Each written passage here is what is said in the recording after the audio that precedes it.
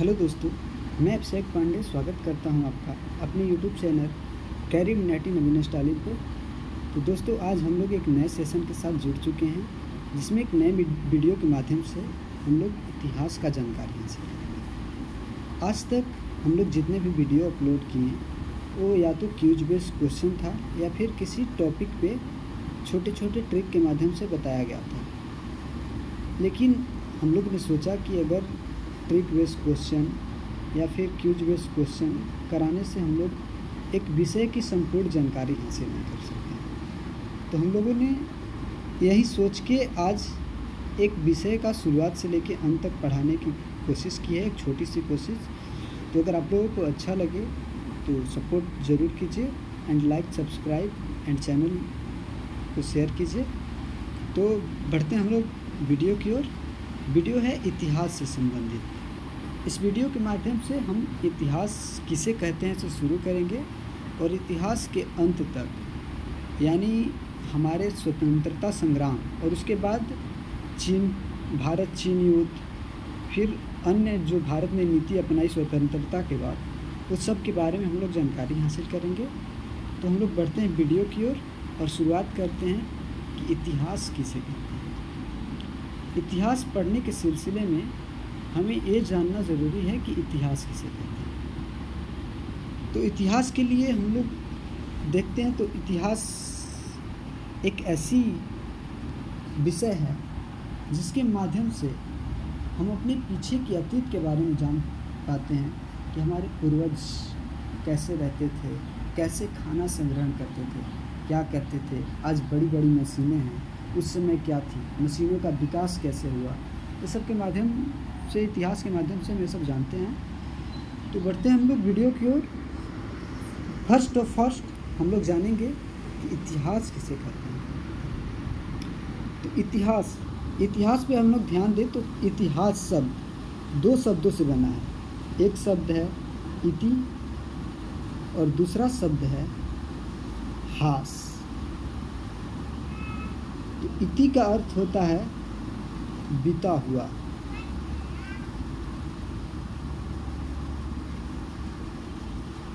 हुआ, और हास्य क्या अर्थ होता है, कहानियाँ, यानी बीते हुए कहानियों को हम लोग इतिहास कहते हैं। तो इतिहास के बारे में आप लोग समझ चुके हैं। इति यानी बीता हुआ और हास्य मतलब कहानियाँ। तो यहाँ पे लिखा हुआ है अतीत का अध्ययन इतिहास कहलाता है। मतलब हमारे पूर्वज जो करते थे, जो खाते थे, उनके समय में जो घटनाएं घटित है, उन सब को हम लोग इतिहास के अंतर्गत करते हैं। यानी हमारे अभी जो हमारा वर्तमान समय है, इससे पीछे यानी हमारा कल, जो कल हम लोग किए हैं वो भी हमारा एक इतिहास हुआ, तो इसको हम इतिहास बोलते हैं। आगे बढ़ते हैं तो इतिहास के जनक के नाम से एक इतिहासकार है जो कि प्रसिद्ध इतिहासकार हैं, जिनका नाम है हेरोडोटस। उनको इतिहास के जनक के नाम से जानते हैं। यहाँ पे आप देख सकते हैं कि इतिहास के जनक के नाम से हेरोडोटस को जानते हैं। अब हम लोग आगे बढ़ते हैं तो हम अपनी पढ़ाई में सुविधा के लिए, अपने अध्ययन में सुविधा के लिए हम इतिहास को 3 कालखंडों में बांटते हैं। इस 3 कालखंडों में बांटा गया और इस 3 कालखंडों को कई कालखंडों में बांटा गया। तो हम लोग देखते हैं तो इतिहास को 3 कालखंड किस कालखंड में बांटा गया। तो फर्स्ट है प्राग ऐतिहासिक काल, सेकेंड है आदि ऐतिहासिक काल और थर्ड है ऐतिहासिक काल। ये 3 कालखंड है जो इतिहास को हमारे पढ़ने की सुविधा के लिए बांटा गया है 3 कालखंडों में, प्राग ऐतिहासिक, आदि ऐतिहासिक और ऐतिहासिक। प्राग ऐतिहासिक वैसे इतिहास को कहते हैं, इतिहास का वह कालखंड जिसका हमें लिखित जानकारी नहीं मिलता है, केवल पुरातात्विक स्रोत जैसे में सिक्का मिला, कुछ और मिला, उस समय की कोई मतलब इमारतें मिल गई, उसके माध्यम से हम इतिहास लिखने का प्रयास करते हैं। इसका कोई लिखित जानकारी नहीं है, ये हमारे अनुमान के आधार पर लिखा जाता है, तो इसे हम प्राग ऐतिहासिक कहते हैं। उसके बाद आता है आदि ऐतिहासिक। आदि ऐतिहासिक में हमें किसी सभ्यता की लिखित और पुरातात्विक दोनों स्रोत मिलते हैं, लेकिन लिखित स्रोत की लिपि को हम पढ़ नहीं पाते हैं। जैसे हम देखते हैं सिंधु घाटी सभ्यता की लिपि, तो सिंधु घाटी सभ्यता की लिपि चित्रात्मक लिपि थी, जिसे आज तक कोई पढ़ने में समर्थ नहीं हुआ। तो इसे हम आदि ऐतिहासिक कहते हैं कि जिसका लिखित स्रोत मिला है लेकिन हम लोग पढ़ नहीं चुके।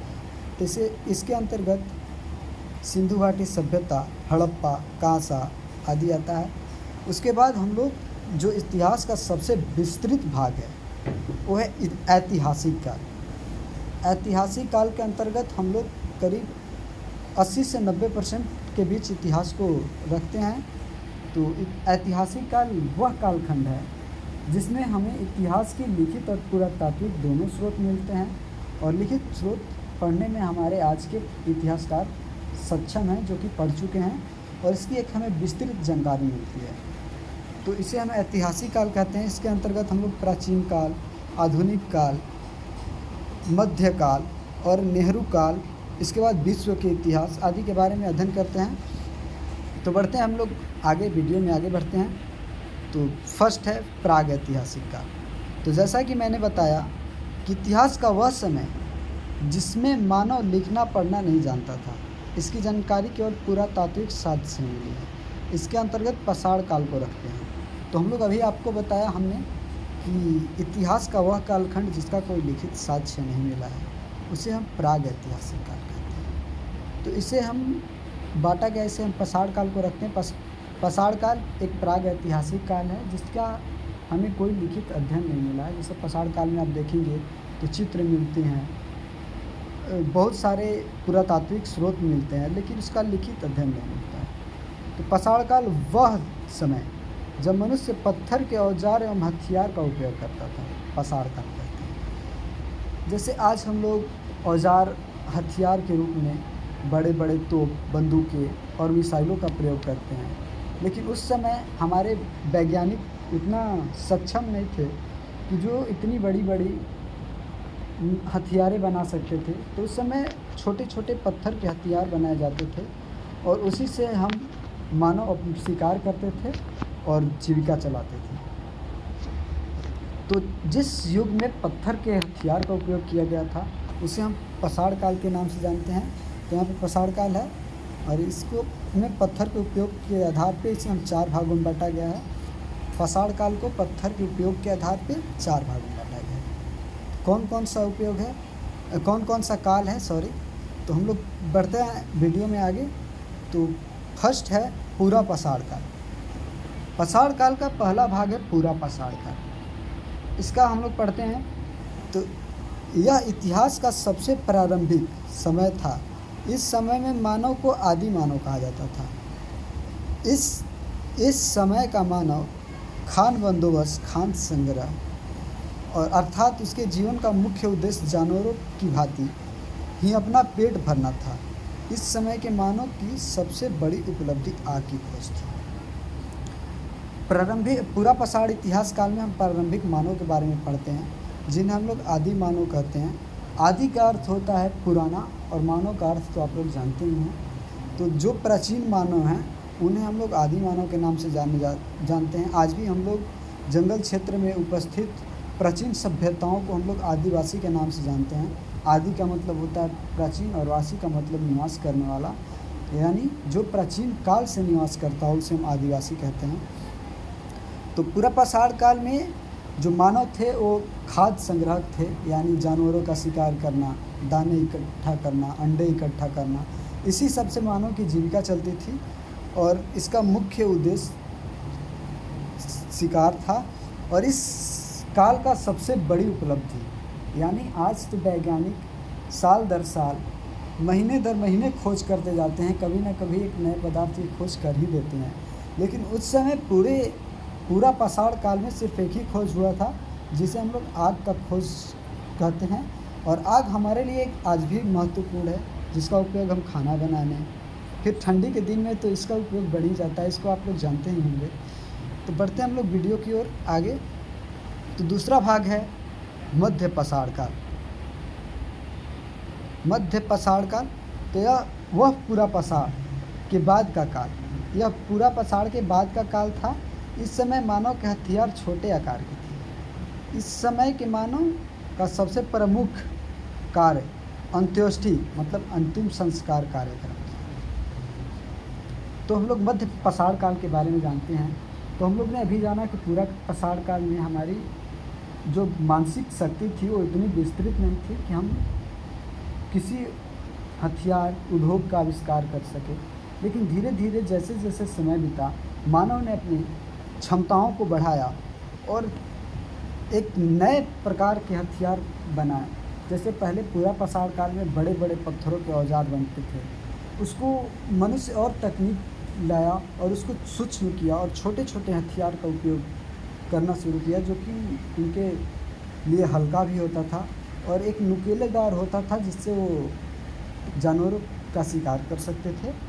और इस काल का सबसे जो प्रमुख कार्य था वो अंत्येष्टि कार्यक्रम था। आज भी हम लोग देखते हैं कि जब किसी की मृत्यु हो जाती है तो उसकी अंतिम क्रियाक्रम की जाती है। तो इसका शुरुआत मध्य पाषाण काल से ही हुआ है। मध्य पाषाण काल से अंत्येष्टि कार्यक्रम का शुरुआत हुआ। अब आगे तीसरा भाग है नव या उत्तर पाषाण काल। इसको हम लोग नव पाषाण काल या उत्तर पाषाण काल कहते हैं। ये पाषाण काल का तीसरा भाग है। इस काल में मानव ने अस्थायी आवास बना लिया था। साथ ही मानव कृषि एवं पशुपालन भी प्रारंभ कर दिया। मानव ने इस काल में पहिया और मनका का अर्थ होता है घड़ा की खोज की। तो हम लोग मध्यकाल के बाद आगे बढ़ते हैं। तो इस काल में मनुष्य धीरे धीरे कृषि के बारे में जान चुका था। पशुपालन, पशुओं को पालतू बना के उसका दूध, मांस आदि भोजन के रूप में उपयोग करने लगा था। तो मनुष्य ने जब कृषि शुरुआत की तो अपने खेत की राख रखाव के लिए उन्हें एक जगह अस्थायी रहना पड़ता था। जब तक फसल कट न जाए तब तक वो लोग फसल की रक्षा करते थे, क्योंकि हमेशा फसल को जानवरों के द्वारा बर्बाद करने की एक आशंका बनी रहती थी। तो इसलिए मानव एक बस्ती बना के एक जगह बसने लगे और चारों तरफ कृषि करने लगे। तो ये नव पाषाण काल की प्रमुख घटनाएं थी।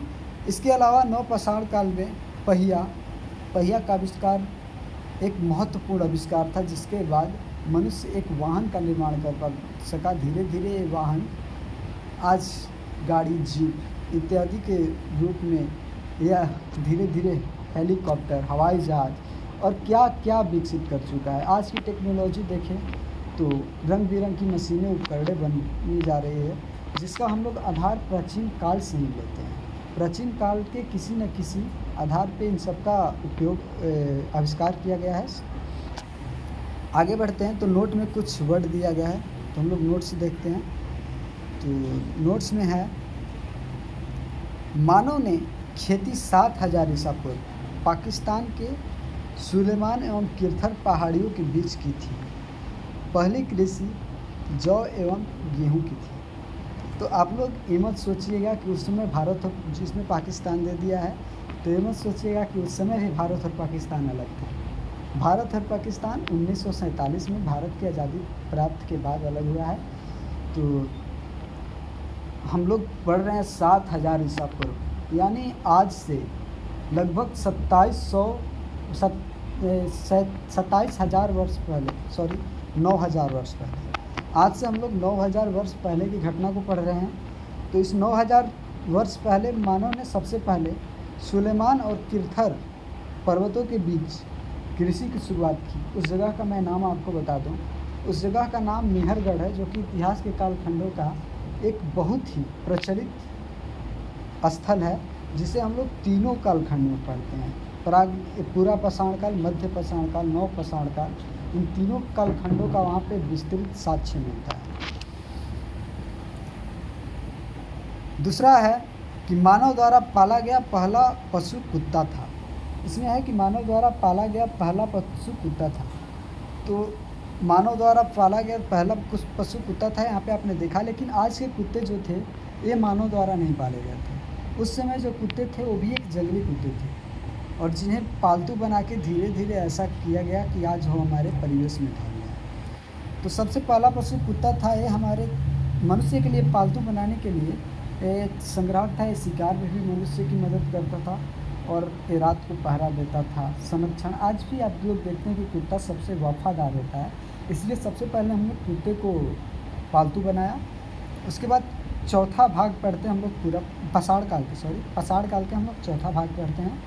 तो चौथा भाग पाषाण काल का है ताम्र पाषाण काल। ताम्र पाषाण काल का अंतिम समय है। इस समय में तांबे की खोज हो चुकी थी, जिस कारण से औद्योगिकरण शुरू हो गया। इसी औद्योगिकरण का विकास के रूप में सिंधु घाटी सभ्यता में देखने को मिलता है। ताम्र पाषाण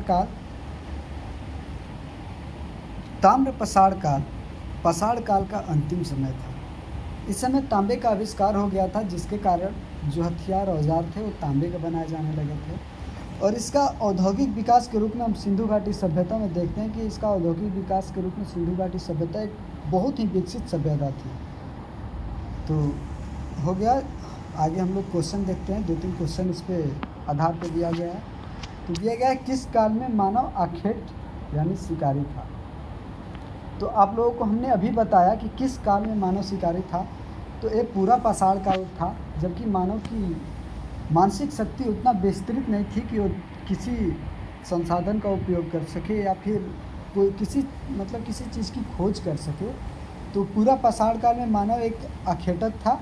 वो शिकार के द्वारा ही अपने भोजन की तलाश करता था, शिकार करता था, दाने तलाश करना, अंडे तलाश करना, यही मानव की जीविका थी। दूसरा प्रश्न है कि किस स्थान पर पहली बार चावल का साक्ष्य मिला। दूसरा क्वेश्चन है कि किस स्थान पे पहली बार चावल का साक्ष्य मिला। तो वह स्थान था हमारे आज आधुनिक इलाहाबाद के पास कोल्हंडिया था, जिसमें हमें चावल का साक्ष्य मिला। कोल्डिहमा इलाहाबाद से हमें चावल का साक्ष्य मिला। और हमने पढ़ा कि गेहूँ और जौ पहली बार मेहरगढ़ में उगाए गए थे। तो हम लोग प्राक ऐतिहासिक काल के बारे में अध्ययन कर चुके हैं। अब हमारी अगली जो टॉपिक है वो है आदि ऐतिहासिक काल। तो इसके बारे में हम लोग कल जानकारी हासिल करेंगे और इसके अंतर्गत हम लोग सिंधु घाटी सभ्यता के बारे में एक विस्तृत जानकारी हासिल करेंगे। तो हम लोग जुड़ेंगे कल टाइम पे और नेक्स्ट वीडियो में हम लोग और बढ़िया अच्छे तरीके से समझेंगे।